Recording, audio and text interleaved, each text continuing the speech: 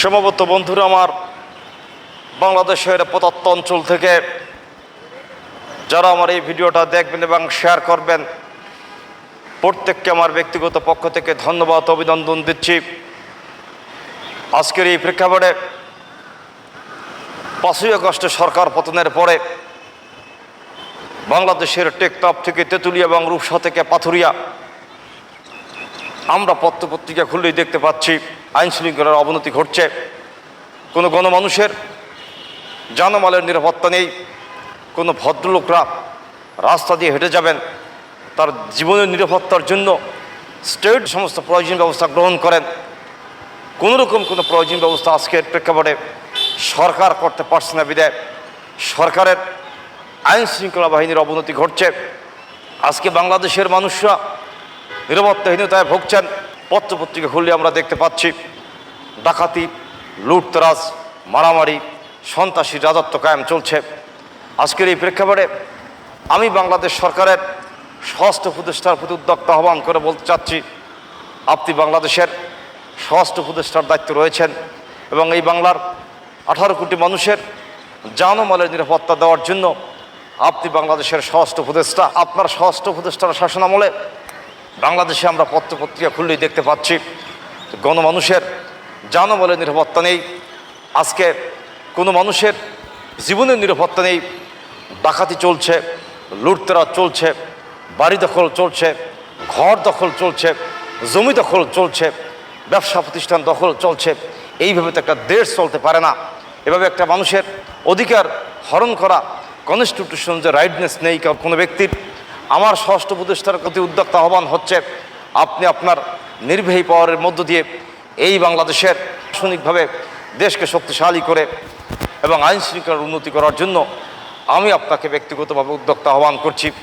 আজকে আমরা পত্রিকা খুললেই দেখতে পাচ্ছি আপনারা কনস্টিটিউশন সংস্কার করছেন, সংবিধান সংস্কারের কাজে আপনারা ব্যস্ত রয়েছেন এবং আপনারা সংবিধানের এই দফাকে বাদ দিতে হবে, এই দফাকে বাদ দিতে হবে, বিভিন্নভাবে বক্তব্য আপনারা উপস্থাপনা করছেন। আপনারা সংবিধান সংস্কার করবেন, কিন্তু সংবিধানের কোন বিষয়টা গণমানুষের স্বার্থ বিরোধী রয়েছেন সেই বিষয়টাই শুধু আপনারা সংস্কারের যে পদক্ষেপ নিতে পারেন। তো বাকি সকল বিষয়ে পদক্ষেপ নেওয়ার জন্য বাংলাদেশের মানুষ আপনাদেরকে অন্তর্বর্তীকালে সরকার করে নেই। আপনাদের কাজ হলেন বাংলাদেশের গণমানুষের নিরাপত্তা দেওয়া, আইন শৃঙ্খলাকে ডেভেলপমেন্ট করা, পাশাপাশি এই বাংলাদেশের গণমানুষরা যে নিত্য প্রয়োজন দ্রব্য ব্যবহার করে জীবনযাপন করতে হয়, সেই নিত্য প্রয়োজন দ্রব্যের অবস্থানও আপনাদেরকে বিবেচনায় নিতে হবে। সে সমস্ত দিক ডেভেলপমেন্ট করে এই বাংলাদেশে একটি অবাধ এবং সুষ্ঠু নিরপেক্ষ নির্বাচন দেবেন, যে নির্বাচনের মধ্য দিয়ে বাংলাদেশে গণতান্ত্রিক সরকার এসে সংবিধান রদবদল করবেন বা পরিবর্তন করবেন। আমরা দেখছি আপনারা সংবিধান সংস্কার করার জন্য ব্যস্ত হয়ে পড়েছেন এবং গণমানুষের জীবন সংস্কারের কাজে আপনারা ব্যস্ত নয়। গণমানুষরা যে আইনশৃঙ্খলার অবনতির কারণে ঘর থেকে বের হতে পারছেন না, ডাকাতি চলছে, লুটতরাজ চলছে, জানমালের মানুষের নিরাপত্তা নেই এবং নিত্য প্রয়োজন দ্রব্যের দাম যেভাবে বেড়ে গিয়েছেন, আজকে ক্রয় ক্ষমতার বাইরে চলে গিয়েছেন। অনেক মানুষরা নিত্য প্রয়োজন দ্রব্য ক্রয় করতে পারছেন না, সে কারণে তারা ঠিকমতো দুবেলা অন্ন জোড়াতে পারছেন না বিধায় আমি আপনাদেরকে অনলাইনে বক্তব্য উপস্থাপনা করছি।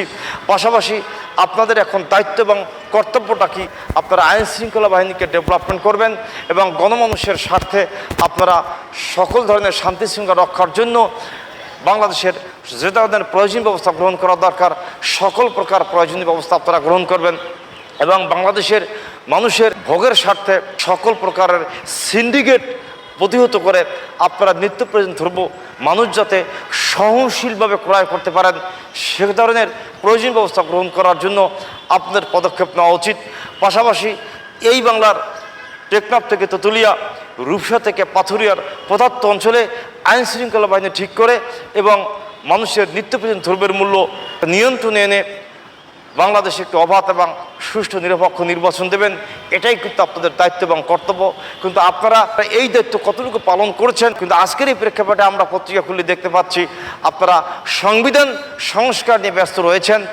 সংবিধানের কোন দফা সংস্কার করতে হবে সেই দফাটাই সংস্কারের জন্য আপনারা পদক্ষেপ নিতে পারেন। রাষ্ট্র সংস্কার আপনি করতে চাচ্ছেন, সংবিধানের কোন বিষয়টা সংস্কার না করলে জনস্বার্থে বিরোধী হয় সে বিষয়ে আপনি হস্তক্ষেপ করতে পারেন এবং এই স্টেজে আপনাদের বাংলাদেশের গণমানুষের নিরাপত্তা দেবেন এবং বাংলাদেশের নিত্য প্রয়োজন দ্রব্য সামগ্রী গণমানুষের ক্রয় ক্ষমতার মধ্যে রাখবেন।